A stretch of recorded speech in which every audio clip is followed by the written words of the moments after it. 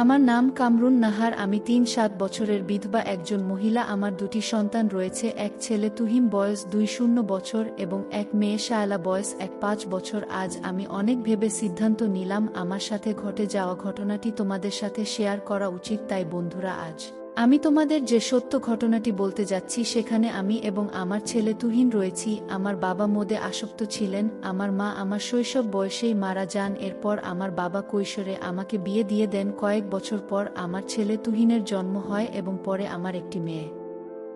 এও হয় ৩ বছর আগে আমার স্বামী দুর্ঘটনার কারণে মারা যান। আমি পুরোপুরি ভেঙে পড়েছিলাম, তবে শ্বশুরবাড়ির লোকেরা অনেক সাহায্য করেছিল। আমি একটি দোকান খুললাম যাতে ছেলে মেয়েদের নিয়ে ভালো থাকতে পারি। সবকিছু ঠিকঠাক চলছিল, তবে প্রত্যেক মহিলার কিছু চাহিদা থাকে। রাত আসলে আমি নিজেকে খুব অসহায় মনে করতাম। অন্য কারো সাথে সম্পর্কে জড়ানোর ক্ষেত্রে আমি ভয় পেতাম। এই অসহায়তাকে আমি আমার ভাগ্য হিসেবে মেনে নিলাম এবং সারা জীবন এভাবেই কাটানোর সিদ্ধান্ত নিলাম। আমি নিজেকে বোঝাতাম, তবে আর কতদিন খিদের চেয়ে আমি বদনামকে বেশি ভয় পেতাম। তাই আমি আমার মনের খিদে কখনো প্রকাশ করিনি। তবে প্রায় ১ মাস আগে এমন কিছু ঘটনা ঘটে যা আমার মনের খিদে আবার জাগিয়ে তোলে। একদিন আমার মেয়ে স্কুলে গিয়েছিল এবং আমার ছেলে বাড়িতে ছিল। আমি যখন দুপুরে খাবার রান্নার জন্য দোকান থেকে বাসায় আসি, তখন আমি একটি চাবি দিয়ে দরজা খুললাম। তা সবসময় আমার কাছে থাকত। ভিতরে তুহিনের ঘরের দরজা অর্ধেক খোলা ছিল এবং সে বিছানায় শুয়েছিল। তুহিনকে এমন অবস্থায় দেখে আমার মনের ভেতর আবার বিষাদ জেগে ওঠে। আমার চোখ দিয়ে জল বের হতে থাকে। তবে সর্বোপরি আমি এই ভেবে নিজেকে শান্ত রাখার চেষ্টা করছিলাম যে আমি গিয়ে খাবার রান্না শেষ করব এবং তারপর বিছানায় শুয়ে পড়ব। কিন্তু আমার চোখের সামনে এখনো তুহিনের অস্তিত্ব ভেসে আসছিল। আমি নিজেকে নিয়ন্ত্রণ করতে পারছি না। আমি আমার ইচ্ছেকে নিজেই শান্ত করার চেষ্টা করলাম, কিন্তু তবুও মন মানতে চাইছিল না। আমি ভাবছিলাম, সে তো আমার ছেলে, না হয় আমি কিভাবে এসব চিন্তা করি। এ সময় নিজেকে খুব অপরাধী মনে হচ্ছিল। তবুও আমার মনের গভীরে একটা ব্যথা ছিল। সেই কষ্টকে নিবারণ করার জন্য আমি অনেক কিছু চিন্তা করছিলাম। এইসব ভাবতে ভাবতে রাতে আমি ঠিকভাবে ঘুমাতে পারিনি। আমার খুব ইচ্ছে করছিল তুহিনকে দিয়ে লাগাতে। রাত প্রায় ১:০০টা বাজে। আমি আর শায়লা এক রুমে ঘুমাতাম। আমাদের বাড়িতে ২টি রুম ছিল। আমি ঘুমের ভান করে শুয়েছিলাম। হঠাৎ তুহিনের রুম থেকে শব্দ আসলো। তুহিন উঠে বাথরুমে চলে গেল। আমি মনে মনে ভাবছি, আজকের এই সুযোগ কাজে লাগাতে হবে। একটু পরে আমিও বাথরুমে চলে যাই। গিয়ে দেখি উনি চোখ বন্ধ করে আমার নাম ধরে ধরে কাজ করছে। আমি কিছুক্ষণ দাঁড়িয়ে রইলাম। হঠাৎ আমি তুহিনের কানে ধরলাম। আমি বললাম, এসব কি হচ্ছে? তুহিন কেঁপে উঠল। ভয় পেয়ে তার সারা শরীর কাঁপতে লাগলো। তুহিন বলল, মা, আমার ভুল হয়েছে, আর কখনো এমন কাজ করব না। আমি বললাম, এসব কয়দিন থেকে হচ্ছে? তুহিন বলছে, অনেক আগে থেকে। মা, আমি বললাম, তুই কি জানিস না এসব করলে যে শরীরের ক্ষতি হয়? তুহিন বলছে, আমি জানি মা, কিন্তু কি করব? আমি তো আর থাকতে পারছি না। আমি বললাম, তুমি থাকতে পারবে না বলে আমার সাথে কেন এসব করলে? আমার নাম ধরবে কেন? দুনিয়ার মানুষ তোর চোখে পড়েনি? তুহিন বলছে, মা, ভুল হয়েছে, আর কখনো এমন কাজ করব না। এখন তুমি আমাকে যে শাস্তি দিবে আমি মেনে নেবে। আমি তুহিনের ভয় দেখে মনে মনে হাসছি, কিন্তু তার সাথে ঠিকই রাগ করে কথা বলছি। তার ওটা দাঁড়িয়ে আছে। আমি লোভ সামলাতে পারিনি এবং ভাবছি, আজ আমার এই সুযোগটা কাজে লাগিয়ে তুরিনকে আমার স্বামী বানাবো। ঠিক আছে, আজ তোকে কিছু বলবো না, কিন্তু কাল তুই কলেজে যাবি না, তুই বাসায় থাকবে, তোর শাস্তি আছে। তুহিন বলল, ঠিক আছে মা, কাল বাসায় থাকবো। রাতে আমি মা ছেলের গল্প পড়ার পরে আমি আস্তে আস্তে আমার নিজের জায়গায় হাত দিলাম। আমার আবেগ সম্পূর্ণ সহনশীলতার বাইরে ছিল। আমি কল্পনা করছিলাম তুরিন আমাকে নিয়ে কত কিছু করছে। সে কি আমাকে বিয়ে করবে? আমি তার সাথে লাগাতে পারবো? তাকে কি আমি এখন লাগাতে দেব? এসব চিন্তা করে আমি রাতে ঘুমাতে পারিনি। দেখা যাক সকালে কি হয়। সকালে ঘুম থেকে উঠে সাজগোজ করলাম, নতুন শাড়ি পরলাম এবং তুহিনের সামনে গিয়ে দাঁড়ালাম। তুহিন আমাকে দেখে কিছুক্ষণ থেমে রইল, তারপর বলল, তুমি এত সুন্দর লাগছো, আজকের দিনটা আমার জন্য বিশেষ হবে। আমি তার কথায় একটু লজ্জা পেলাম, কিন্তু একই সঙ্গে আমার মন আরও উত্তেজিত হয়ে উঠল। আমরা কিছু কথা বললাম, কিন্তু আমার মধ্যে একটা অদ্ভুত অনুভূতি হচ্ছিল যে কিছুই আর আগের মতো নেই। তুহিন আমার দিকে এক দৃষ্টিতে তাকিয়ে থাকলো, আর আমি ভাবছিলাম, এই দিনটি কি আমার জীবনের সবচেয়ে গুরুত্বপূর্ণ দিন হতে যাচ্ছে। আমার প্রাণপ্রিয় গল্প প্রেমিক বন্ধুরা, তোমরা সবাই কেমন আছো? আমিও অনেক অনেক ভালো আছি, কারণ প্রতিদিন তোমরা আমার গল্পগুলো নিয়মিত শুনতেছ। তবে আমার মনটা খুব খারাপ, কারণ তোমরা সবাই আমার চ্যানেলটি সাবস্ক্রাইব করতেছ না। তাই তোমাদের কাছে আকুল আবেদন, তোমরা সবাই আমার চ্যানেলটি সাবস্ক্রাইব করে পাশে থাকবে এবং নিয়মিত লাইক কমেন্ট ও শেয়ার করবা। তাহলে চলো আজকের গল্পটি শুরু করি। আর হ্যাঁ, আজকের গল্পটি শুনলে তোমাদের পাইপ দিয়ে ঝরনার মতো জল বের হয়ে যাবে, তাই গল্পটি শোনার আগে অবশ্যই হেডফোন ব্যবহার করো। আমি মোকাতার হোসেন মিশু, বয়স 2-4, উচ্চতা ফুট 5 বছর আগে আর্মিতে ভর্তি হয়েছি। বর্তমান পোস্টিং রাঙ্গামাটি। বাড়ির রাজশাহী। বাড়িতে মা আর ছোট একটা বোন আছে। বাবা মোশারফ হোসেন অনেক আগে মারা গেছে। আমি তখন 9-এ পড়ি আর ছোট বোনটা 5-এ। তখন থেকে মা নিজের সংগ্রাম করে সংসার চালিয়েছে। ঘরে বসে সেলাই মেশিন দিয়ে মানুষের কাপড় বানিয়ে আমাদের ভরণপোষণ করেছে। কিছু চাষের জমি ছিল, তাই রক্ষে না তো আমার চাচা কাকারা যেমন হারামি এক মুঠো ভাগ তুলে দেওয়ার মানুষ ছিল না। নানা নানি দাদা দাদি অনেক আগেই পটল তুলেছে। মামা মামিরা কিছুটা সহযোগিতা করেছে, তাও নাকড়ার মতো করেছে যাতে মাজা ভাগে পেততা লিখিয়ে নিতে পারে। আমার ভুলি মাসের মনে তা দিয়েও দিয়েছে। যা হোক, আমি কলেজে ভর্তি হয়েছি কেবলি এমন সময় শুনলাম আর্মিতে লোক নিবে। মাকে বলে লাইনে দাঁড়িয়ে গেলাম। আমার নিজের উপর ভরসা ছিল, কারণ আমি মোটামুটি সব দিকেই ফিট, যেমন উচ্চতা তেমন বডি। মা বলে আমি আমার নানা মামাদের মতো হয়েছি, ঠিক পালোয়ান। বাবা কাকারা তো একটা টিনের সব কয়টা শুধু বদের হাড্ডি। যা হোক, ভালোই টিকে গেলাম। বাড়িতে খুশির ঢোল বেজে উঠল, সবাই বলাবলি করলো যাক ছেলেটা কাজে লাগলো। এখন যদি সোনালির কষ্ট দূর হয়, আমি আমার মার কষ্ট দূর করার জন্য কোনো দিকে না তাকিয়ে খেলাধুলা করার বয়সে চাকরিতে চলে গেলাম। গ্রামের বাড়ি হওয়াতে ভয়ের কিছু নেই, আশেপাশে তো কাকা চাচারা আছে। আমার বোন শারমিন আক্তার, বয়স 1-9, ইন্টার্সে সেকেন্ড ইয়ারের পরে। বাবার মতো টিনে কাটি। আমারই এমন মেয়ে পছন্দের, নাম সোনালি বেগম। বয়স মনে হয় 4-2 হবে। দারুণ দেখতে, এখনো যুবতী। মেয়েদের সাথে পাল্লা দিতে পারবে। ফর্সা লাল টকটকে। মার দিগল কালো চুল, ঘন মেঘের ভেলা। এত ঘন লম্বা চুল যে তার সারা পিঠ বেয়ে কোমর ছড়িয়ে নিচে নেমে যায়। লাল টকটকে ঠোঁট আর টানা টানা চোখ, সব মিলিয়ে আমার স্বপ্নের নারী, আমার জন্মদানকারী বিধবা মা। যা চরম পাপ, যা কখনো পাওয়ার নয়। সবই জানি, সবই বুঝি, তারপরও মনের কোথায় যেন সোনালীকে নিয়ে স্বপ্নের নীল রচনা করি। যেখানে মা নয়, সে আমার সোনালী, শুধু সোনালী। আমার মনের এ গোপন চাওয়ার কথা শুধু আমি জানি। আমার সরকারি বেতনে মার রূপ যেন দিনকে দিন বেড়েই চলছে। মার গর্ভে বুক সবসময় ফুলে থাকে। গ্রামের সবসময় আমার জয়কার। 5 বছরে ভাঙ্গা ঘর পাকা করেছি, এখন 4 রুমের বাড়িটা আমাদের শান্তির নিয়ে। এবার ছুটিতে এসেই মা বায়না শুরু করলো আমার বিয়ে দিবে, যদিও এটা অনেক আগে থেকেই চলছে। আমি শুধু বারবার এড়িয়ে যাচ্ছি। আজ এ নিয়ে মার সাথে মুখ কালাকালি হয়ে গেল। মার এক কথা, শারমিন বড় হয়েছে, বিয়ে দিতে হবে। এরই মাঝে কয়েকটা সম্বন্ধ এসেছিল, তার বিয়ে হয়ে গেলে সে একা একা কিভাবে থাকবে, হ্যান ত্যান কত কথা। আমি এসেছি শুনে ছোট মামা এলো সারাদিন থেকে। বিকেলে যাওয়ার সময় আমাদের সবাইকে নিয়ে যেতে চাইলো, আমরা না যাওয়াতে জোর করে শারমিনকে নিয়ে গেল। বল 2 দিন পর মা বেটা গিয়ে বেরিয়ে আসবে, আর শারমিনকে নিয়ে আসবে আমাকে আর মাকে নিয়ে যাওয়ার জন্য। আর কি এমনটা করুক, সন্ধ্যা থেকে আকাশটা মেঘলা হয়ে আছে দেখে বাইরে গেলাম। না হলে 2 দিন থেকে এসে সন্ধ্যার পর বন্ধুদের সাথে আড্ডা মাতে বেরিয়েও পড়ি। আজ গেলাম না দেখে মাও খুব খুশি। গরম গরম পকোড়া ভেজে দিল। বিছানায় বসে মা বেটা মিলে আরাম করে খাচ্ছি। মিশু, হুমা, কাউকে পছন্দ করিস? আমি মার মুখের দিকে তাকিয়ে মুচকি হাসছি। বল না পছন্দ করিস, করলে এতদিন তুমি জানতে না? তবে হ্যাঁ, একজনকে খুব ভালো লাগে, এবং এও জানি তাকে আমি পাবো না। কেন পাবি না? আমার ছেলে কি দেখতে খারাপ? কোনো লাট সাহেবের বেটি সেরে? হাহা, তুমি দেখি রেগে গেলে রাখবো না। এমন সোনার ছেলে আমার, আর কি না বল তুই। কেসে বাদ দাও মা, আমার যাকে ভালো লাগে তার কথা দুনিয়ার কাউকে বলতে পারবো না, শুধু খোদাকে ছাড়া। মা আমার এমন গম্ভীর কথা শুনে অবাক হয়েছে, চেয়ে রয়েছে। এটা কি কথা রে বাবা, আমাকে বলতে না পারিস? তোর ভাবি মানে রাসেলের বুয়ের কাছে বলিস তুই? না মা, তা না, তুমি আমার সবচেয়ে বড় বন্ধু।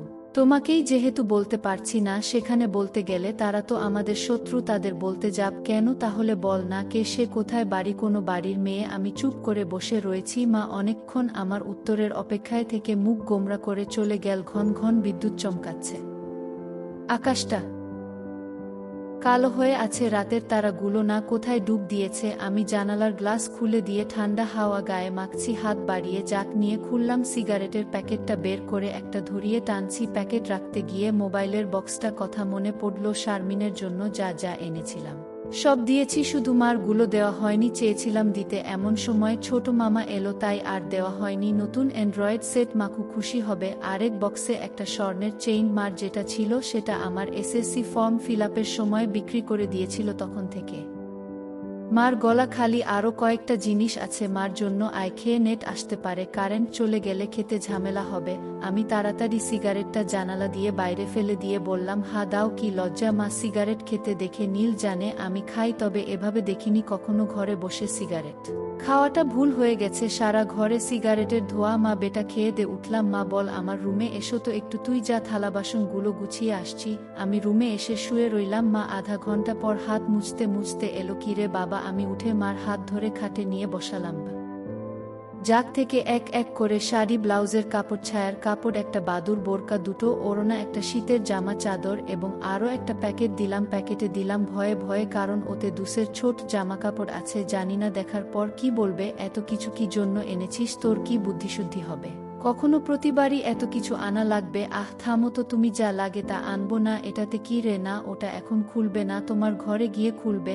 আর প্লিজ রাগ করবে না, কি আছে এতে তা তুমি খুলে দেখে নিও। আর হ্যাঁ, আরও কিছু আছে। এই বলে মোবাইলটা দিলাম। একটা থাকতে আরেকটা এত দামি মোবাইল তোমার চেয়ে কেন কিছু দামি নয় আমার কাছে? এই বলে গালে একটা হাম দিলাম। মাও আমার কপালে হামি দিল। চোখ বন্ধ করো তো। কেন রে? আহো বন্ধ করো না একটু। মা হেসে দিয়ে চোখ বন্ধ করলামই। চেইনটা মার গলায় পরিয়ে দিলাম। এখন চোখ খোলো। মা চোখ খুলে স্বর্ণের চেইনটা দেখে হুহু করে কেঁদে দিল। না মা, না কাঁদবে না, প্লিজ মা, কেঁদে না, তোমার মুখে হাসি দেখব বলে নিয়ে এসেছি, সেখানে তুমি যদি কাঁদো তাহলে আমার খুব কষ্ট হবে। মা না রে বাবা, কাঁদছি না, তুই বুঝবি না এটা কিসের কান্না। খুশি হয়েছ? মা হারে বাবা, অনেক খুশি হয়েছি। এই বলে মা দাঁত উঠে আমাকে কে ধরল? আমি তো কেঁপে উঠলাম। মা কখনো এভাবে আমাকে ধরেছে বলে মনে পড়ে না। ইস্কি নরম, কি সুন্দর ঘ্রাণ, ও দুটো আমার বুকে পিষ্ট হচ্ছে। মা অনেকটা খাটো হওয়াতে তার মাথাটা আমার থুতুনির নিচে, চুল থেকে সুবাস এসে নাকে লাগছে। নাক মুখ ডুবিয়ে দিলাম চুলে। ধীরে ধীরে আমার ওটা শক্ত হচ্ছে, মন চাচ্ছে হাত দুটো আরেকটু নিচে নিয়ে রাখি, তবে সাহস পাচ্ছি না। মা আমার যা রাগী মানুষ, ছোটবেলায় কত বেদপিটা করেছে তার হিসাব নেই। মার মুখটা দু হাত দিয়ে ধরে কপালে একটা হামি দিলাম। আর কখনো কাঁদবে না মা, আমি যেন তোমার চোখে পানি না দেখি। আচ্ছা বাবা, আর কাঁদবো না তো। যাও, লাল তাতে শাড়িটা পরে দেখাও তো দেখি কেমন লাগে আমার মাকে। যা পাগল আমি, বিধবা মেয়ে লোক, এমন লাল টপকে শাড়ি পরলে মানুষে কি বলবে? কে কি বলল তাতে তোমার কি যায় আসে? আর এখানে মানুষ আসবে কোথা থেকে? মানুষের সামনে না পড়তে চাইলে পড়ো না, এখন আমাকে তো পরে দেখাও। আমার খুব মন চাইছে সাজুগুজু করে, কেমন লাগে দেখতে তাই। ইস, আমার বাবা এনেছে আর আমি পরবো না তা কি হয়? তবে মানুষের সামনে কখনো পড়তে বলিস না রে। ঠিক আছে মা, আমি শুধু আমার সুন্দরী মাকে দু চোখ ঘরে দেখতে পেলেই হলো। যা দুষ্টু মাকে কেউ সুন্দরী বলে? হাহা, তাই তাহলে কি বলবো? কহি তুই জানিস কি বলবি? বেয়াদবি নিও না, প্যাকেটে যা আছে তাও পড়ো। কি আছে রে এতে? যাও খুলে দেখো। মা চলে গেল। আমি পিছন থেকে দেখে মুগ্ধ হয়ে গেলাম। এ মহিলা কি কখনো যৌবনে ভাটা পড়বে না? প্রায় 1-5 মিনিট পরে মা এলো। অসম্ভব একাকে দেখছি আমি। এতদিন এক পেরে শাড়িতে যে মাকে দেখেছি তার সাথে এ মহিলার কেন মিল নেই? কি সুন্দর, অতুলনীয়, গর্জিয়াস, মার্ভেলাস, যতই উপমা দিই না কেন কম পড়ে যাবে। মা দরজার কাছে দাঁড়িয়ে আছে, আমি বিছানার পাশে হা করে দাঁড়িয়ে আছি। মা ভীষণ মায়াবী করে হেসে চোখের ভ্রুর উঠানামা করে জানতে চাইলে কি কেমন। আমি ধীরে ধীরে মার সামনে গিয়ে দাঁড়ালাম। কিরে কেমন হয়েছে? দারুণ মা, খুব সুন্দর মনে হচ্ছে। এঞ্জেল, যা দুষ্টু মাকে এমন কমপ্লিমেন্ট দিতে হয়? আমার 10 পাস। মা যে এমন কথাও বলতে পারে জানা ছিল না। সরি মা বলে হাত ধরে বিছানায় নিয়ে বসালাম। আমি নিচে বসে মার কোলে মাথা রাখলাম। তুমি সব সময় এমন ভাবে থাকতে পারো না মা। মা আমার মাথায় চুলে হাত বুলিয়ে দিয়ে, কি পাগলের মতো বলছিস? মানুষে দেখলে কি বলবে? তাহলে বলো, আমি যে কয়দিন থাকবো সে কয়দিন এমন করে সেজে থাকবে কেন রে? আমার খুব ভালো লাগে। মাহি পাগল? আচ্ছা থাকবনি। আমি মুখ উঠিয়ে মার মুখের দিকে তাকিয়ে, ওগুলো পড়েছ মা? যা শয়তান, কিছু তো শরম কর। মার জন্য কেউ এসব আনে? জানি না মা কেউ আনে কিনা, তবে বাবা থাকলে হয়তো আমিও আনতাম না। সে নেই দেখে মনে হলো আমার মার তো ভালো মন্দর খোঁজ রাখার কেউ নেই, তাই নিজেই রাখি। রাগ হয়েছ মা? না রাগ হয়নি, কিন্তু আর আনিস না কেন মা? পছন্দ হয়নি নাকি সাইজে হয়নি? সব ঠিক আছে। তবে কি মা? লজ্জায় মুখ ঘুরিয়ে নিয়ে, তুই এনেছিস ভাবলে পড়তে শরম করে রে। আজ থেকে আমাকে ছেলে নয় বন্ধু ভাববে, তাহলে আর শরম করবে না? হবে মা আমার বন্ধু।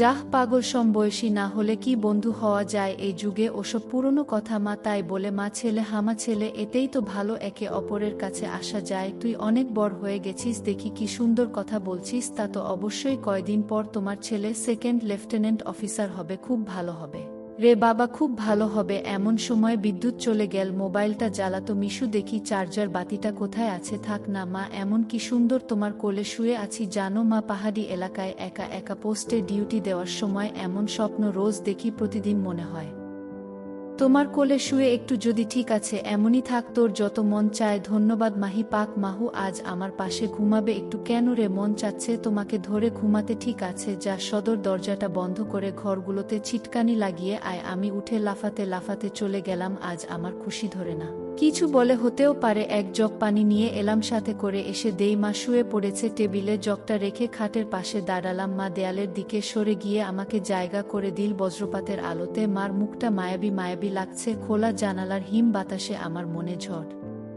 তুলছে। জানি না মার মনে কি চলছে, মনে হচ্ছে মা তার স্বামীকে পাশের জন্য জায়গা করে দিল। মা নতুন বউ, আমি তার স্বামী, দাঁড়িয়ে রইলি যে সুবিনা হাসুই। মার পাশে শুয়ে পড়লাম, দুজনে মুখোমুখি। আদো অন্ধকারে দুজনে দুজনের দিকে চেয়ে আছি। ঘুমাবি না? তুমি ঘুমাও, আমার ঘুম এত তাড়াতাড়ি আসে না। তাই আয়, কাছে আয়। মাথায় হাত বুলিয়ে দিচ্ছি আমাকে আর পাইকে একেবারে। মার বুকের কাছে বুক নিয়ে গেলাম, তবে কোমরটা দূরে রাখলাম। মা একটা হাত সাইডে লম্বা করে দিল। এখানে মাথা রাখ। মা তার হাতের উপর মাথা রাখতে বলছে। আমি সহজ মনে তাই করলাম না। একটা মার বগল থেকে ৩-৪ ইঞ্চি দূরে। ভালোমতো দেখতে না পেলেও বুঝতে পারছি যে এর বেশি দূরে নয়, কারণ ঘামের ঘ্রাণ পাচ্ছি। ইসমার বগলের ঘ্রাণেই তো আমার শরীর আনচান আনচান করছে। মার বাম হাতের উপর শুয়ে আছি, মা ডান হাত দিয়ে মাথায় হাত বুলিয়ে দিচ্ছে, এতে করে আঁচল উঁচু হচ্ছে। আর যখনই বিদ্যুৎ চমকাচ্ছে তখনই ওগুলো দেখতে পাচ্ছি। নিজেকে কন্ট্রোল করা মুশকিল হয়ে পড়ছে। মিশুহু, কাকে পছন্দ করিস বললি না তো? শুনলে রাগ করবে।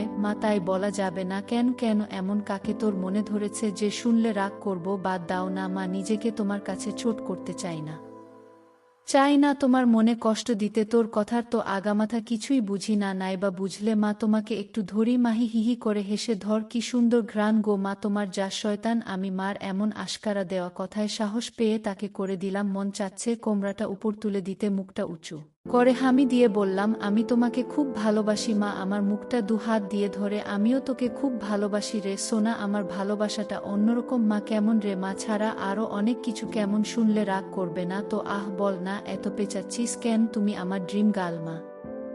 তাই তো কি? হা মা, জানি এটা শুনে আমাকে খারাপ ভাবছো, এজন্যই বলতে চাইছিলাম না। আমি তোর মা। মিশু, এমনটা কিভাবে ভাবতে পারলি? জানি না মা, শুধু জানি আমি তোমাকে প্রচণ্ড ভালোবাসি। তোমাকে ছাড়া কাউকে ভাবতে পারি না। চুপ কর বেয়াদব, এমন কথা বলতে তোর মুখে বাজছে না? সরি মা। এই বলে তার উপর থেকে উঠে খাট থেকে নেমে পানি খেলাম। মা ও বিছানার উপর উঠে বসেছে, বুঝতে পারছি সে অবাক হয়ে আমার দিকে তাকিয়ে আছে। জানালার ধারে গিয়ে দাঁড়ালাম। বৃষ্টি থেমে গেছে, তারপরও আকাশ কালো হয়ে আছে। চাঁদ তারা কোথায় যেন লুকিয়ে গেছে আজ, ঠিক আমার হৃদয়ের মতো।